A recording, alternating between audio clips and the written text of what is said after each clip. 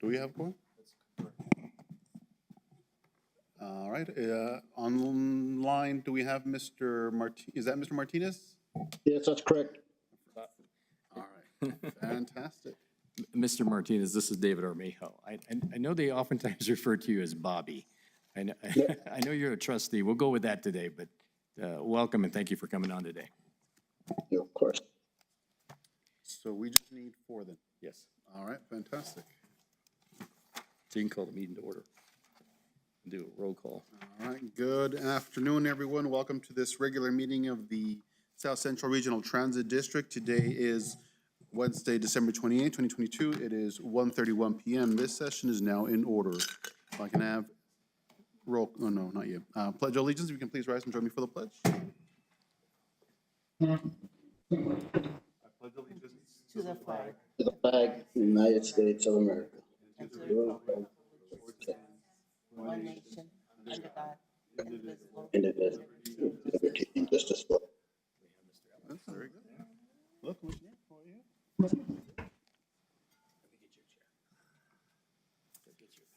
And if I can have roll call, please. Javier Pereira, Present. Nora Barraza, absent. Meiji Powie, I'm here.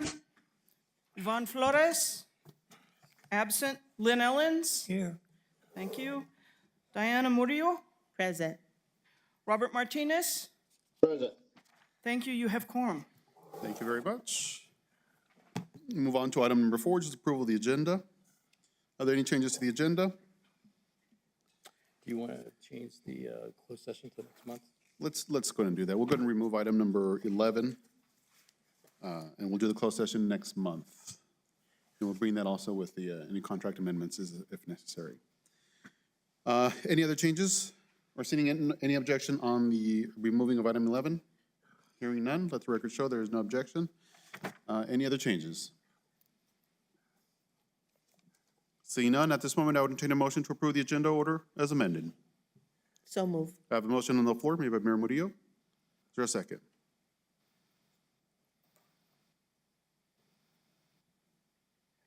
Second.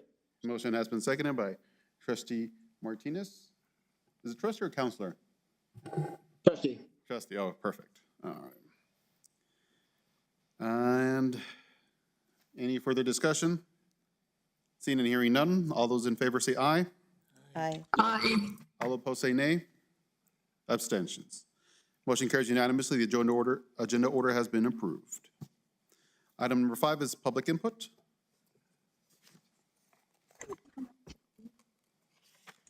All right. Seeing and hearing none, move on to item number 6, approval of the SCRTD meeting minutes of October 26, 2022. At this moment, I entertain a motion to approve. This is Meiji Powie. I approve. Sorry. I make a motion to approve the minutes. It's the wind. It's terrible up here. I don't know what it's like down there, but it's awful. It hasn't come down here yet. It's cloudy down here, but Whoa, you're missing out on 30-mile-an-hour gusts and dirt blowing everywhere. all right, I do have a motion on the floor to approve the minutes of October 26th. Is there a second? Second. Motion has been seconded by Mayor Murillo. Any further discussion or any discussion on the minutes? Seeing and hearing none, let me have a roll call vote on the matter, please. Javier Pereira, Yes? Meiji Powie, Yes. Lynn Ellens, Yes.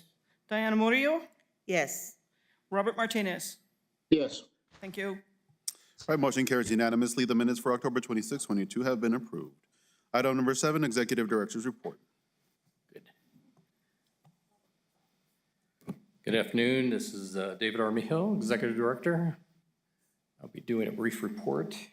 And let's move on to the outline, give you an overview. There we go. I'm going to go over 7 items today. The first item will be our CMAQ grants. Since we talked before, we had 1 grant. Now it's all 3 years or now before the El Paso MPO Board. We did some work on the Sierra County route. I want to show the work the staff's been doing.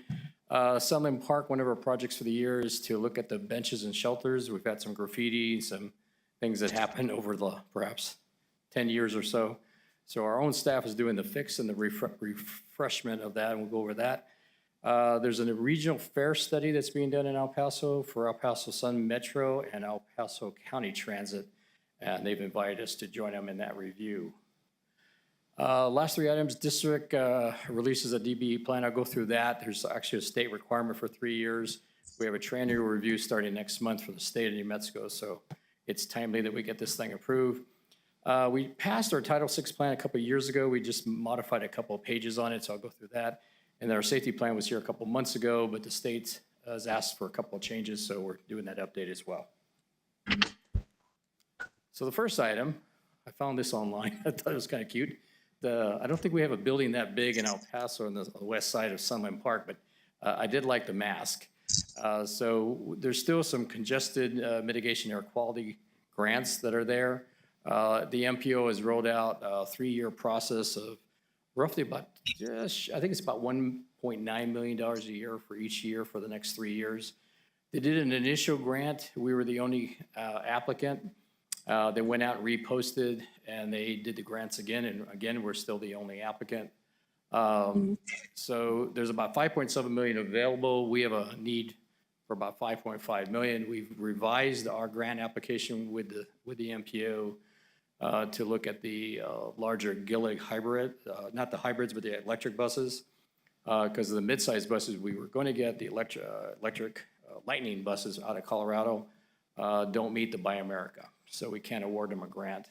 Even though there's an effort between the federal government right now through next month of January to provide some form of a waiver for transit agencies around the country. The problem is it affects the OEM or the original equipment manufacturer equipment for the batteries that are not Buy America. And so there's some issues among the manufacturers as to whether or not they want to continue to use those batteries. If in fact there's going to be a problem, they think there's going to be one of those finger pointing things down the road. So we thought the best way to go is that the buses that are available are Proterra, BYD, New Flyer, and Gillig. And we got the best price from Gillig. So we thought we'd stick with Gillig, and we already have a couple of Gillig hybrids that are doing very well. They're a little more expensive, so we're getting fewer vehicles, but it stays within the budget.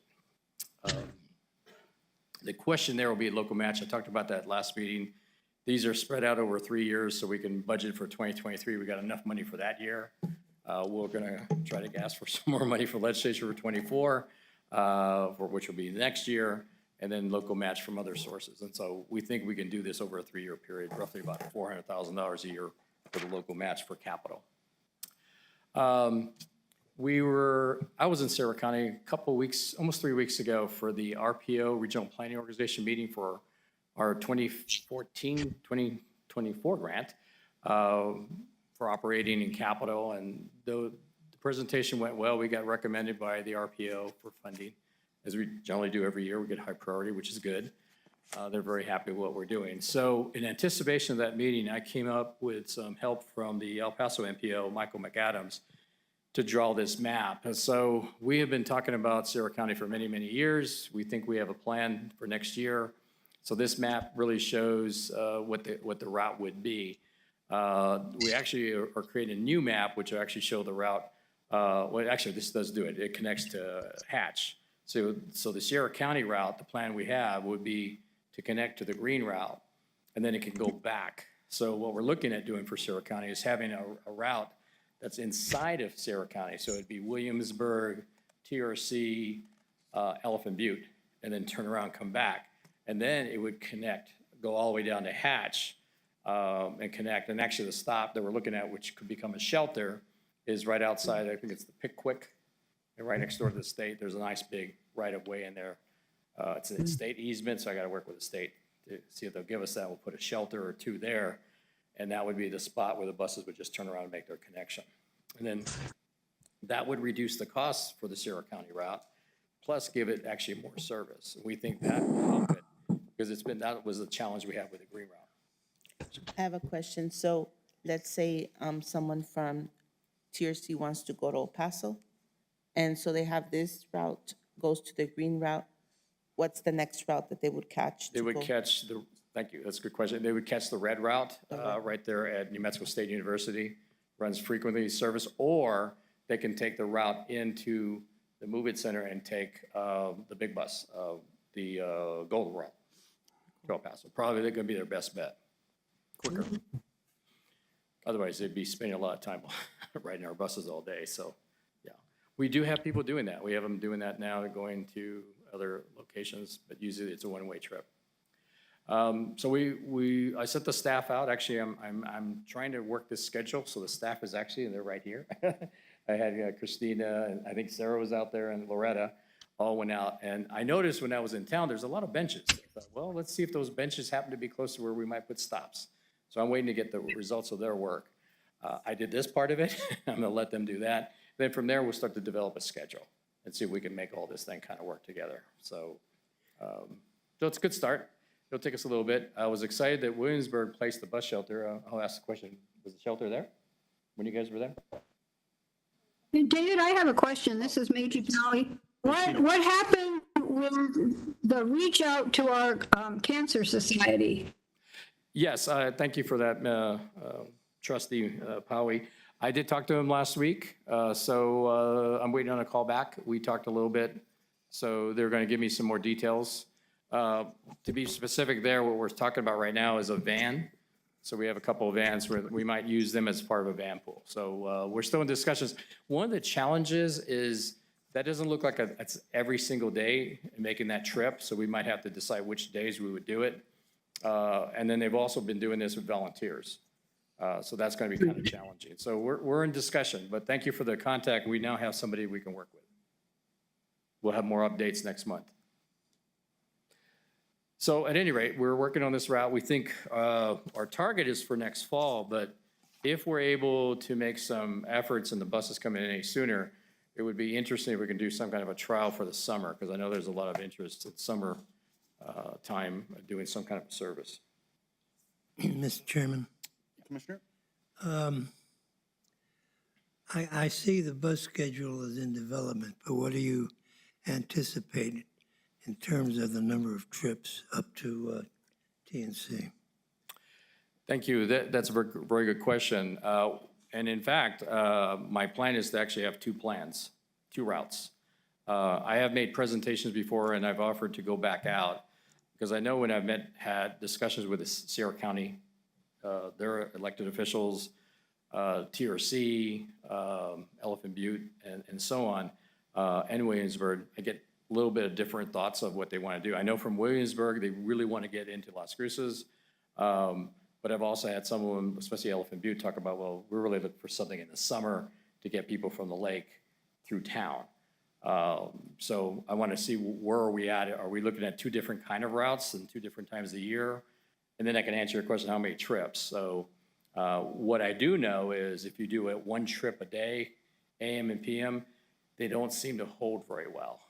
We have found if you can do a couple in the morning, a couple in the afternoon, that seems to do well.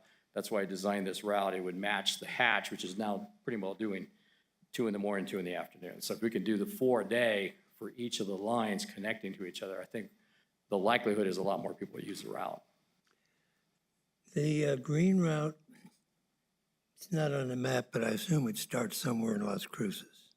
Yeah, you can only see the bottom of it. You're seeing the hatch portion. It goes down along Hatch through Rincon and all the way. Yes, it does come into Las Cruces, and then it comes in by way of Doñana Village, and then comes along the frontage road, which is, I guess, Del Rey. And then it does Del Rey and comes on down. Eventually, it will connect to all the hospitals, the university, the community college on the east side, or I guess that's the west side. Well, now, is that driver Excuse me? going to have extra distance added to him every day? Or you can have multiple drivers on the route? We have 2 drivers, one for the morning, one for the afternoon. They start pretty early, like 6:30, 6? Yeah. So we're able to do that Monday through Friday. So 2 drivers. Do you presently have 2 drivers on the hatch? Route? Yes. Yeah, originally we started in Hatch heading this way, and we found that wasn't as successful as starting in Cruces going to Hatch.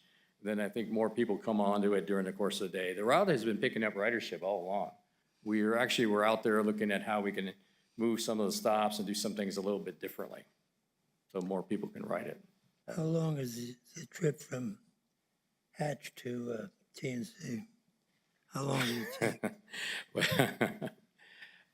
It's actually from TRC, you can get there in about 30 minutes. But the total route's gonna come all the way up from the lake. So it's gonna be more like 45 to 55 minutes, I think, to get to Hatch from the top of the lake, almost an hour. Whereas now, if it comes up from Hatch to the end of the line at New Mexico State University, I think it's, is it 85 minutes or 75 minutes? 75. Yeah, a little over an hour and a quarter. So It's a long route. the drivers will have 2 hours added to their work time. I think this is different drivers, quite frankly. I think this will be a different setup and a different bus. So it'll be a bus coming to that bus and then others going back and forth. But by having it not duplicate the Hatch route, because the Hatch is already coming down, so that gives a little more service up north, and then they make those connections. So it should be more efficient that way. Okay, thanks. It's making that schedule work. That's the art of this. Thank you so much. Sunland Park. So we inherited shelters and benches, which is good. We had like 36 benches and shelters about 18 months to 2 years ago. So these are situations where sometimes there's some breaks in them, and then just some situations where you just need to repaint them. So what we're doing now is, in some cases, removing the broken ones, taking them to our facility in Sunland Park, and then refitting them there, and then bringing them back out. The staff felt that they could work on them quicker if they're all together at one time, as opposed to working site by site. The benches, in some cases, we're actually replacing some of the wood and just putting something else in there. We're also looking for future signs where we have glass. We'll replace them with some kind of a metal mesh. We think these will hold up a little bit better. So it's a starting point. It's going to take us the entire fiscal year to finish this up. But the most important thing is we want to be able to put and we're putting new signs out there. So we're looking at the branding. We really don't want it to look like there's trouble with those shelters and benches. I put on the agenda the last item, so I'm just going to connect it here because it's real brief. This is not for approval. So I mentioned earlier that there's a feasibility study and an alternatives analysis being done in El Paso for a regional fare structure and payment system. We're looking at doing something similar, and we've been in discussions with the folks in El Paso, and we figured rather than duplicate efforts, let's see what we can learn from. Plus, they've got the money to pay TTI, Texas Transportation Institute, to do a lot of this. They're going to do a lot of the outreach. So some of those outreach meetings will be in Sunland Park. They will be in Chaparral. They will be up as far as Anthony. We'll get a better sense of what those technologies could be and how that would work. I just put this map on it because it gives you an area that they're going to cover for. So it's really all of El Paso County, but it does cover southern New Mexico. So it includes southern part of Doñana, unincorporated areas, plus the cities of Anthony and Sunland Park. Take about 2 years. I know that Sun Metro has been talking about a fare increase. That's why I put the words increase in there. They haven't had an increase in their fares in over a decade. Neither have we or even the city of Las Cruces. So right now there's a lot of discussion about free fares, but those seem to be more temporary. This is looking long-term, and the study itself is 2 years. Plus, we'll look at technologies. We're all looking at technologies where we can incorporate some form of off-the-bus payment where people could use their fare, their smartphones. And so we think this is a step in that right direction. Mr. Chairman, what are the technology changes that may make people happy? Well, the number one, I left my phone over there. So the smartphone, you can see my smartphone.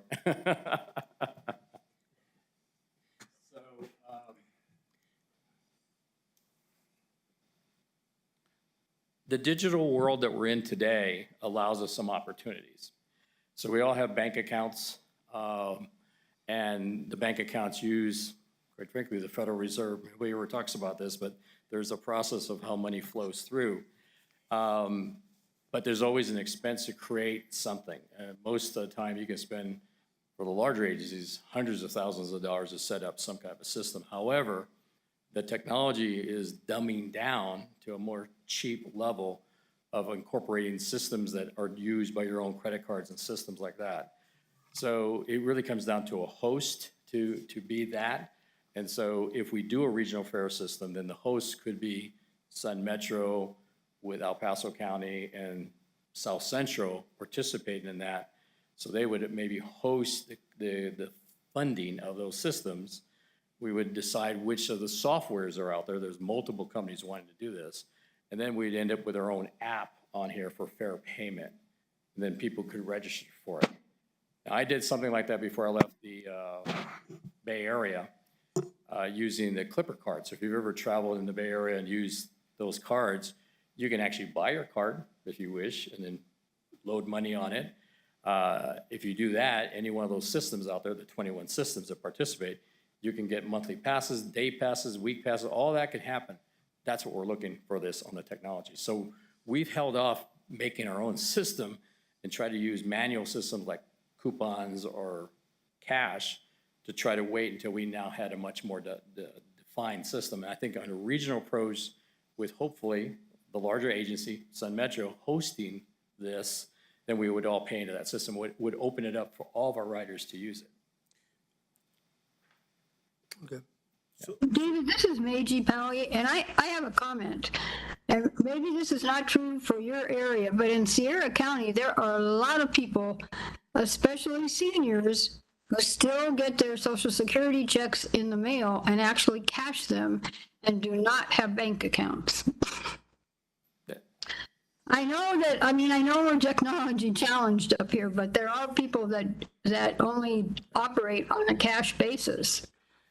That's correct. What we hope would be one of the solutions to that is that we would also have something on board the bus. So there could also be a system where people could register with us and maybe because they have a senior card or a Medicare card, something like that, something that will allow them a discount form of payment. So I'm researching that one.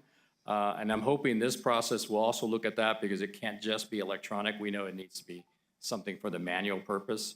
I think at the end of the day, what we're really trying to do is we want anybody who is in this area, whether they're boarding from one bus to another, because it's so hard to get people to use the bus, we do want them to be able to have the benefits of having a one payment system. So that in some way, there's a way that they can show that they've already paid and then they can continue through their route. Just as we were talking about before about somebody trying to come in from Sierra County and eventually get into El Paso. Hopefully by the time they get on the gold route, we could have given them some kind of, we still do transfers, we give them something that they could show them and get a discount. Right now, we don't have those systems in place, even for the state of New Mexico's gold route. So I did open that door 3 years ago. I was successful with last cruises, and that was the only one. But we're getting there. It's patience. So I'm excited about this. I think the fact that Texas Transport Institute has done this kind of work before elsewhere in the state brings that level of expertise to the region. And I'm just happy that they included us as one of the players in this whole thing. So I'm excited for the project. So this outlines the El Paso MPO boundaries. If let's say we did go into a regional approach with them, can that be extended beyond these boundaries? Yes, and that gets back to our first conversation about London and other places. Even if we're going to have multiple players here, transit agencies, can we at least take out the problem of the fare that helps the riders? And that would be something I hope I can bring to this process. So, because right now we're in a period of inertia, we're just not doing anything. We're just doing what we've been doing. And people out there are looking for us to go forward. Okay. But thank you for that question. So, but I'm hopeful in 2 years you're going to have a better system out there. DBE plan. Well, I put down, we've had a DBE plan. So the Disadvantaged Business Enterprise Plan is something that's required by the federal government. When we first started in 2016, we didn't have anything. So we got a grant in 2016, 2017 from El Paso MPO for paratransit to buy a vehicle and for some operations. Then they got caught up in the situation and said, by the way, you guys don't have a DBE plan. Well, there's a lot of things we didn't have in 2017. So they basically gave us a little, like the Pope, said, okay, take this, sign this, we're good. So we did in 2017 come up with a plan. We've been sitting on that through the last couple of training reviews. We got one coming up next month. Now we can, wait on this except for the fact that we're also trying to draw our federal funds from the new Section 5307, and Adam and I have been working through that for months. So we get to the very end, and the last thing that they come up with is that we don't have this plan because we don't have a 3-year.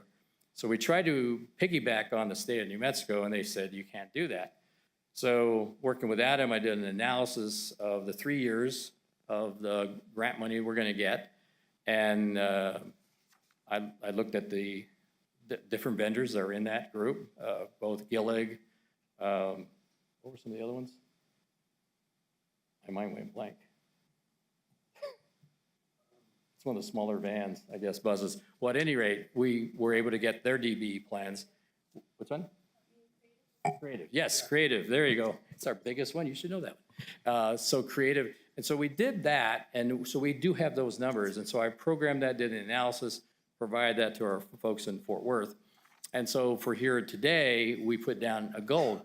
The irony is the goal is actually lower than what I was going to propose at 1.6, which is what the state of New Mexico has. But the state of New Mexico has many more vendors than we do. We only have those 3 capital vendors right now. I've asked Adam to start pulling together the purchases, because some of our purchases are large, fuel, for example, over 100,000. But these other purchases are $8.8 million over the next 3 years. And so I felt that theirs were larger. So I had the range anywhere from 0.65 to 1 to I think 0.3. And so it averages out to 0.65. So that's what I'm going to recommend for each of the next 3 years. Now, will that change? Yes.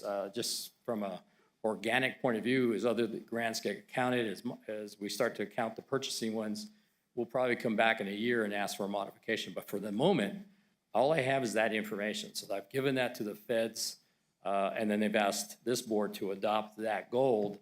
And so it's a very simplistic goal because we only have 3 major vendors right now that are under a capital agreement with us. So that's why I came here today. Excuse me? No, I thought I heard something. And so the small purchases Adam is working on, but I don't believe those numbers are going to change it. Those purchases are in the 100,000 or less range. Most of them are about $5,000 and $10,000. So with that today, I'm going to bring later in this presentation to ask for an approval. But this is very important. But I think the overall idea of the DBE plan is to work with our vendors and try to do more. One of the things we can do in the future is certify it. We have to be self-certified by the state, and then we can actually certify local vendors. If we really want to grow the DBE program and have more participation locally among our vendors, that's what they're going to need. A lot of our vendors are not approved, and so that's part of the problem. We don't get counted. And so we have a lot of vendors that are even WBE, they don't get counted because they're not certified. And the state has a very limited certification program. If you want to spend time in Santa Fe, you can get certified, or Albuquerque, but I've not seen anything here. We've worked with what's the group we work with on procurements? They do their own procurements for the state. CES. And we thought we were good there because the state initially sanctioned them and then they didn't for this reason, because they're not certified on the procurement stuff. The other thing about the DBE plan that was given to you, it's very helpful to Sarah Vasquez, who does our procurements, and Adam, who works with this. It also includes a bidders list, a signature letter for the vendors, prescribe what is our DBE. So it actually helps us having this plan, and this plan was drafted and developed by the state of New Mexico. So we're actually using the state's plan. The only amendments is where it said New Mexico, and now it says SCRTD, and so on and so forth. So I think in the end, this is a good thing for us. We're maturing as an organization. Should we have had this 5 years ago? Absolutely. We're just getting to it. Any questions? And I already talked about the Title 4. So Title 6, which will go through this. This is really what we do. We make sure that in our job descriptions or promotions that we're making sure that we're taking a look at all these things that we do as far as pay and equity. This is probably one of those things that we'll continue to come back to. We brought this to the board about 2 years ago for approval, and so I think we just changed some of the dates, and there were a couple of things that the feds asked us to do. So just those modifications. Then the safety plan, you guys approved this, the board approved this 2 months ago. The only thing we've added to it, you can see on the right-hand side, is we've now held 2 safety committees. The committees reflect staff from bus operations, maintenance, dispatch, administration. So really a reflection of the whole board. And this was something that the regulations that came out of the infrastructure law that was passed last year by Congress required all this to be in place by December 31st, 2022. And with that, that's the end of my presentation. Are there any other questions? All right. Thank you. Moving on to the next item on the agenda, item number 8, discussion and approval of resolution amending district safety plan. Just kind of covered there in the executive director report. As I arrive. Okay, thank you. Yes, thank you. The discussion safety plan, the plan as was drafted 2 months ago remains the same. The only changes that we modified was the reflection that we actually have a safety committee, a safety coordinator. We've asked Christina Gamboa to be the safety coordinator along with / planner. She's picking up more of those responsibilities for the services. And so when we look at the services and the service plan, we look at what works not just for the buses for safety, but also the operations for safety. So location of bus stops, location of all these different elements of the system are very much part of what we do. This moment, I would entertain a motion to approve item number 8. I have a motion on the floor made by Mayor Murillo. Is there a second? Motion has been seconded by Commissioner Ellens. Is there any discussion by the board? Seeing and hearing none, let me have a roll call on the matter, please. Javier Perea, Yes. Meiji Powie,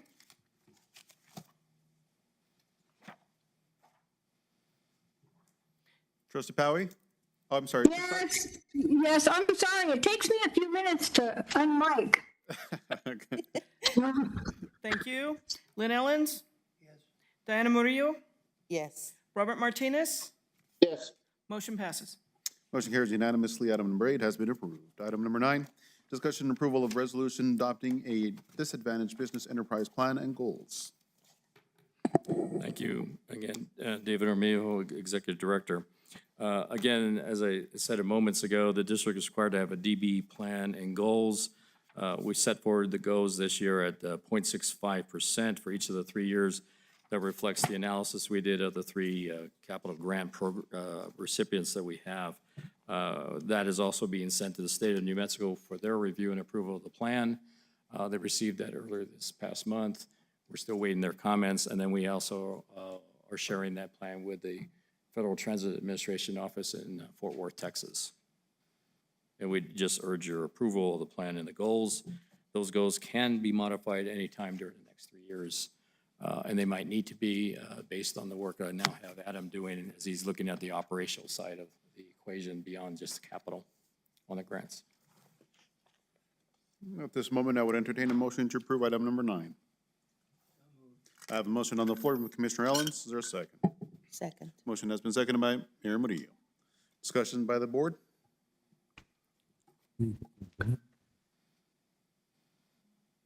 Seeing and hearing none. Let me have a roll call on the matter, please. Javier Perea, Aye. Meiji Powie, Aye. Lynn Ellens? Diana Murillo? Yes. Robert Martinez? Yes. Motion passes. Motion carries unanimously. Item number 9 has been approved. Item number 10, discussion and participation in feasibility study and alternatives analysis for El Paso Regional Fare Structure and Payment System. Well, is that an action item? No, it's not for approval, just discussion and participation. Okay. So I'll handle that, if I may. Again, good afternoon. This is David Armijo. Sun Metro and El Paso County Transit System have initiated a regional fare study and invited SCRTD to participate in that study. An initial meeting to kick off the study was held last month. Quite a bit of discussion was made in the meeting. One of the major items was originally they were looking at this as being anywhere from 12 to 18 months. The consultants, being consultants, figured that we need more participation in the field for different locations. And as such, to produce the plan, it'll be closer to 18 to 24 months. And so that was agreed to by everybody in the meeting. The study will again look at fares and methods of fare payment systems, the latter being what technology could be considered for both on the bus, off the bus, and what kind of a system could be imposed for that. There was a light discussion on what to do about people who don't necessarily have technology. And so that will also be part of the evaluation. What could be offered to those people who are not able to use a smartphone or something like that? What are other ways that could be used for appropriate discounts in regional fares? And with that, I conclude that it's a great opportunity that we'll be able to participate, and we'll be providing probably quarterly updates as this goes down the road, especially when we get to some critical points in the system as to what those technologies might be. Thank you very much. Any discussion by the board? Commissioner?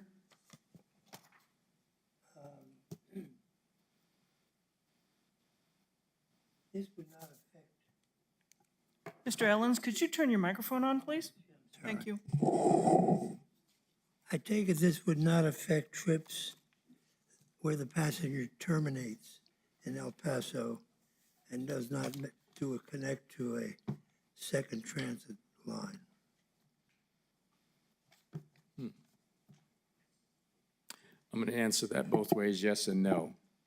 The simple answer is Commissioner Ellens is you're correct. It should not. However, I think the consideration here is to try to find a way to increase participation within the region such that, and this is being done in a couple of places in the country. I'm familiar with Los Angeles right now, where the more you ride, the bigger the discount. So it makes a difference whether you're riding in El Paso as well as New Mexico, because you would get in that fare medium a better value. So your actual cost for trips over the course of a week or month or day could be lower. So we need to find a way to capture those trips on either end. And I think that's part of the challenge of the regional fare study, because you can't do that now. Do we have the votes to prevail if necessary? Let me answer this way. I have two members of the MPO over here on my left looking at me.